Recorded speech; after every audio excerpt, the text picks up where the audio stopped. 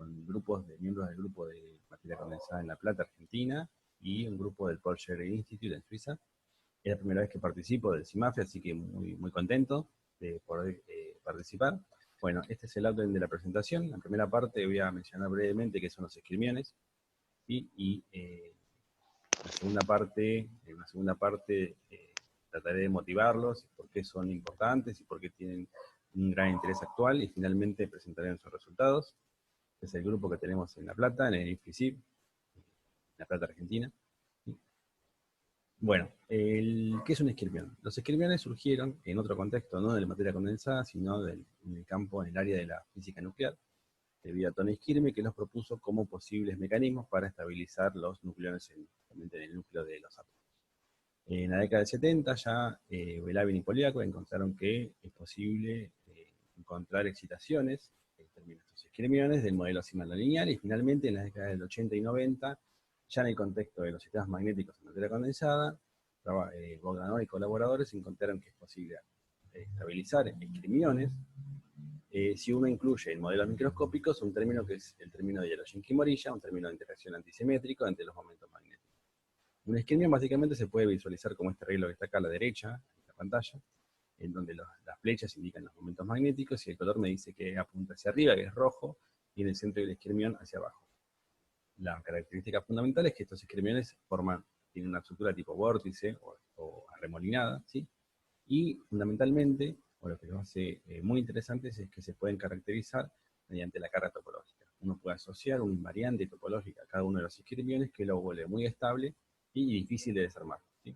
Esta carga topológica se puede entender como el número de veces en el cual uno mapea o puede envolver la esfera unidad, que es el dibujito que está acá abajo, mediante la textura magnética, ¿sí?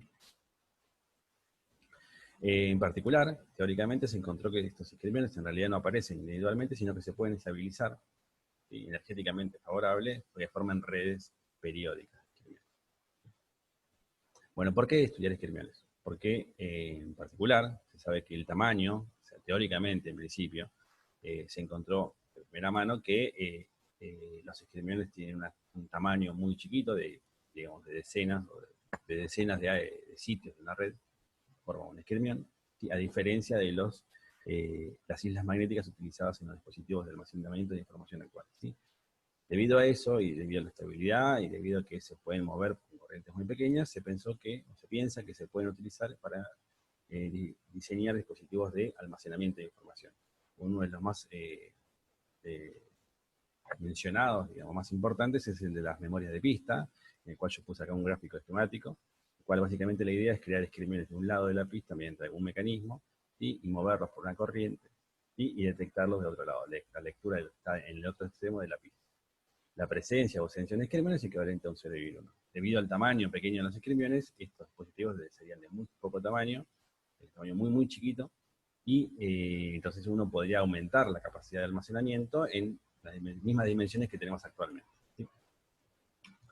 Hay muchos mecanismos para poder estabilizarlo, mediante la aplicación de calor local, mediante, por ejemplo, láseres, o construcciones de la superficie, ¿sí? O incluso por corrientes polarizadas. Pero hay una de las desventajas de los esquirmiones, o una de los inconvenientes más que desventajas de los esquirmiones, es que estos presentan lo que se conoce como el efecto Hall de esquirmión. O sea, cuando uno aplica una corriente y quiere moverlo, ¿sí? El esquirmión, en vez de ir en línea recta de un extremo de la pista, del extremo de la pista al otro, se va hacia el costado, ¿sí? Esa desviación, esa deflexión del recorrido del esquirmión es el efecto Hall de esquirmión, ¿sí? Que, bueno, uno en principio desearía que no esté ese efecto, pero es una cosa intrínseca que está asociada a la propiedad topológica del esquirmión. O sea que una de las posibles soluciones de esto es intentar estabilizar o crear esquirmiones o algún tipo de textura topológica, pero en el cual el efecto Hall sea nulo, ¿sí? Esto se conoce actualmente como el esquirmiones antiferromagnéticos. Bueno, antes de ir a eso, quería mencionar que en el año 2009 se encontró la primera evidencia experimental de la presencia de esquirmiones en un material magnético, en un silicuro de manganeso, en donde en el diagrama de fase de campo magnético a temperatura se encontró una región donde se puede estabilizar estos arreglos periódicos de esquirmiones, ¿sí? Esto que está acá abajo es la evidencia, es la presencia de 6 picos de igual intensidad, o aproximadamente igual intensidad, del factor de estructura o del escattering de neutrones, ¿sí? Esto asociado a la simetría del arreglo periódico, ¿sí? Esto será importante porque justamente mediante la aplicación mediante las simulaciones numéricas, uno puede calcular el factor de estructura o visualizar en espacio real la configuración magnética de los espinos. Más adelante se encontró, ya en otros materiales, hay una gran variedad de materiales en los cuales se pueden estabilizar esquirmiones, se encontró mediante microscopía TEM, la presencia, visualizar en el espacio real, la presencia de los arreglos de esquirmiones. ¿Sí? En la figura del medio, SKX se denomina al arreglo cristalino de esquirmiones, donde se ve los puntos blancos, son los esquirmiones, ¿sí? Formando una estructura periódica. ¿Sí? La imagen de la derecha es la simulación de Monte Carlo, obviamente se ve una estructura mucho más arreglada porque es a muy bajas temperaturas. Bueno, ahora voy a ver nuestro trabajo. Nuestro trabajo básicamente consistió en estudiar las propiedades magnéticas de la red de diamante y una espinela de manganeso, en donde la estructura magnética es un arreglo a una red de diamante. ¿Sí? Este sistema fue estudiado ya en el año 2008, debido a Valens y colaboradores que estudiaron las propiedades a campo cero, a campo magnético cero, y a bajas temperaturas, y encontraron que es posible estabilizar una fase desordenada que llamaron Spiral Spin Liquid, en función de los acoplamientos J1 y J2. ¿Sí? Que no quiero entrar en mucho detalle, pueden consultar en las preguntas.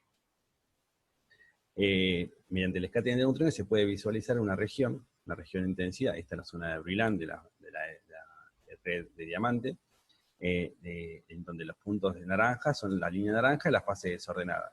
Ese es el resultado que está acá a la derecha abajo, es el resultado experimental a bajas temperaturas.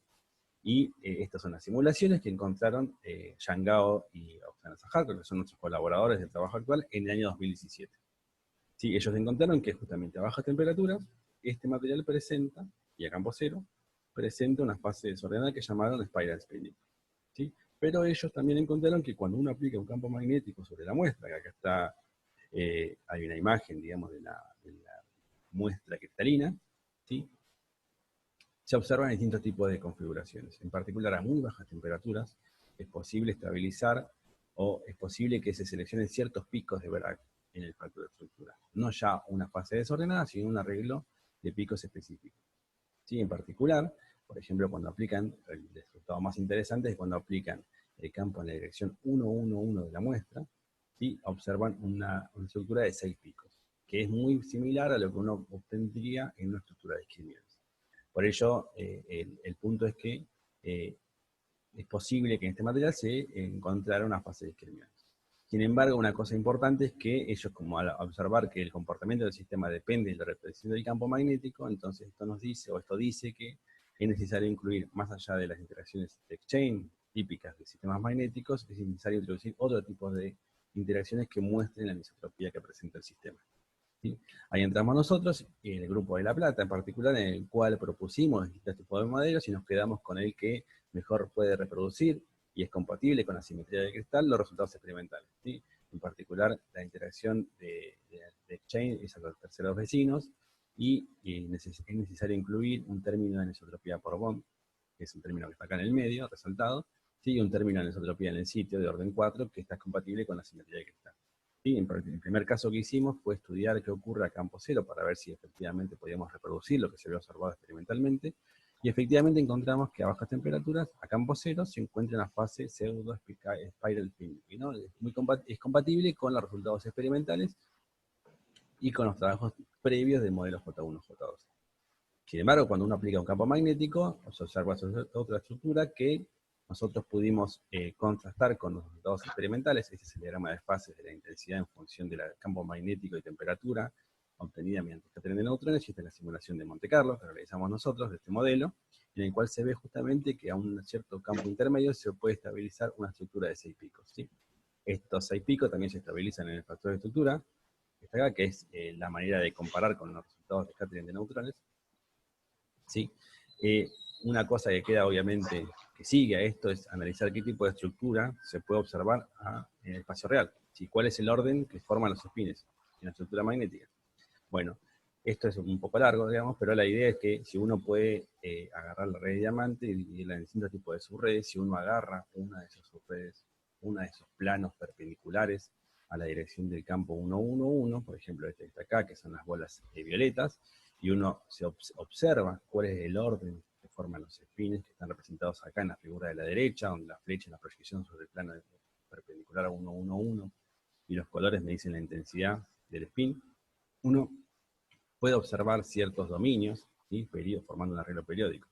Este tipo de estructura se parece mucho a un trabajo que realizamos en el año 2015, ya con Daniel Cabra y Pierre Pujol, otros colaboradores, en un modelo mucho más sencillo, una red triangular, en donde encontramos que la inclusión de frustración magnética en el sistema puede inducir una fase de discriminaciones entrelazadas, una fase de 3 subredes de discriminaciones interpenetradas, ¿sí? Bueno, esto es efectivamente lo que encontramos en este material. O sea, si uno agarra esta estructura que se observa en este plano y se separa en 3 subredes, o sea, agarra un tercio de los sitios, un tercio y un tercio, lo que va a encontrar es que en cada una de esas 3 separaciones se encuentra un arreglo periódico de discriminaciones.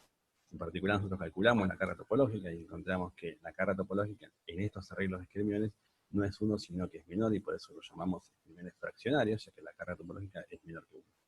¿Sí? En particular, uno se observa en la configuración en 3 dimensiones, va a encontrar que tiene que unir, digamos, la estructura de discriminación en cada plano, y lo que va a obtener al final es una estructura tubular de esas discriminaciones, ¿sí? Donde las circulaciones, en este caso particular, tienen una orientación en un sector y otra orientación en otro sector, ¿sí? Pero el resultado más interesante acá es que estos discriminaciones que encontramos nosotros son discriminaciones antiferromagnéticos. Eso quiere decir que los spines en este tipo de discriminaciones no siguen una variación suave en función de la evolución en el espacio, sino que presentan una cierta oscilación, una alternancia en los signos de sitios vecinos. Esto los vuelve discriminaciones antiferromagnéticos y son muy interesantes debido a que justamente se cree que en este tipo de discriminaciones el efecto Hall puede ser disminuido o incluso cancelado. Finalmente analizamos, esto ya a modo de información, que modificando los parámetros del modelo, el J paralelo, que es el término de anisotropía por Bond, y la anisotropía local, es posible estabilizar, desestabilizar las fases de discriminaciones y estabilizar otro tipo de fases no encontradas en los resultados experimentales. Si en particular, si uno cambia el signo del acoplamiento de la anisotropía por Bond, encuentra que la fase de discriminaciones desaparece completamente. ¿Sí? Bueno, y esta es la parte ya final. Menciono básicamente cuáles son las perspectivas y algunos comentarios. Estamos trabajando en colaboración con el grupo de Suiza en la estabilidad de otro tipo de fases magnéticas con distintos tipos de orientación del campo magnético, que también se cree que son discriminaciones. También estamos trabajando en otro tipo de material en la cual la fase de discriminaciones puede ser manipulada con campos eléctricos. Finalmente estamos estudiando la conexión de estas fases de discriminaciones que presentan cargas topológicas con los líquidos de spin espirales, y por último los fenómenos de transporte, el cual está muy relacionado con la dinámica electrónica y las texturas magnéticas. Bueno, muchas gracias, y con esto finalizo, y ahora seguirán las preguntas. Bueno, muchas gracias Diego. Interesante trabajo. Interesante trabajo. Tenemos tiempo para preguntas. Voy a recorrer aquí y las manitos, cuántas manitos se levantan. A ver. De momento no encuentro alguna. Yo quiero hacer una pregunta. Perdón, ¿quién está hablando? No veo aquí. Javier. Adelante, Javier. Adelante. Hola, buenos días. Hola, muy buena charla. Interesante. Yo quiero hacer una pregunta, y es porque yo soy relativamente nuevo en este campo, y mi interés tanto pues vengo estudiando actualmente los esquirmios, y quiero saber algo aquí que no está directamente relacionado con la física, sino más que todo con las simulaciones. Este tipo de simulaciones tienen un costo computacional muy, muy alto. Y mi pregunta es, ¿qué tipo de programas utilizan ustedes para optimizar este tipo de simulaciones, o qué herramientas implementan? Bueno, en este caso, en este trabajo que conté ahora, lo que hicimos fueron simulaciones de Monte Carlo, estándar, ¿sí? Pero con la única optimización que tiene, digamos, el programa es un programa propio, escrito en Fortran 90, Pero básicamente lo que tiene es, en general, en las simulaciones de Monte Carlo, y más a bajas temperaturas, tiene el inconveniente con el algoritmo de Metrópolis, que tiende a estancarse, ¿no?, en ciertos mínimos locales, o sea que puede justamente llevarte a una configuración que no es realmente la estable.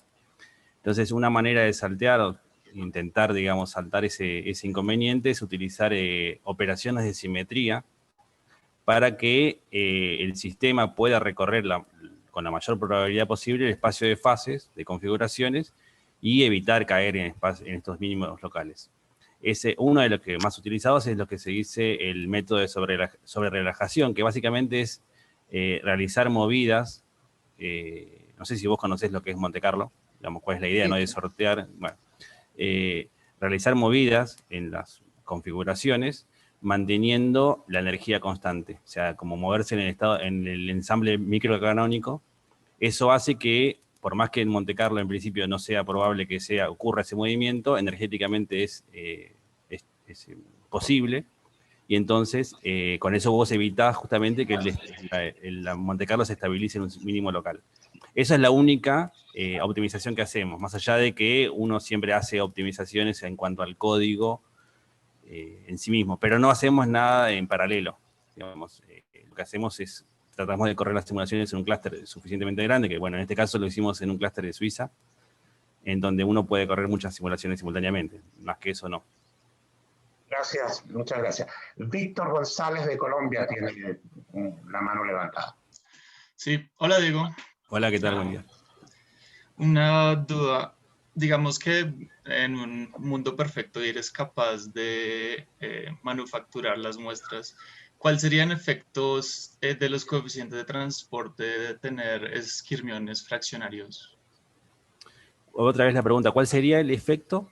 El efecto sobre los coeficientes de transporte. ¿D2 Hall o Nernst? Eso es una buena pregunta. Lamentablemente no hay respuesta aún, porque primero que el hecho de que sean fraccionarios, en este caso, una posible explicación de que sean fraccionarios es que se debe al empaquetamiento que lleva a la configuración periódica. O sea, el arreglo que tenemos nosotros, que es periódico en toda la red, hace que se vuelvan fraccionarios, que se superpongan tanto los esquirmiones, que hace que justamente que el borde del esquirmión no llegue a estar completamente polarizado, y por eso te dé la carga fraccionaria.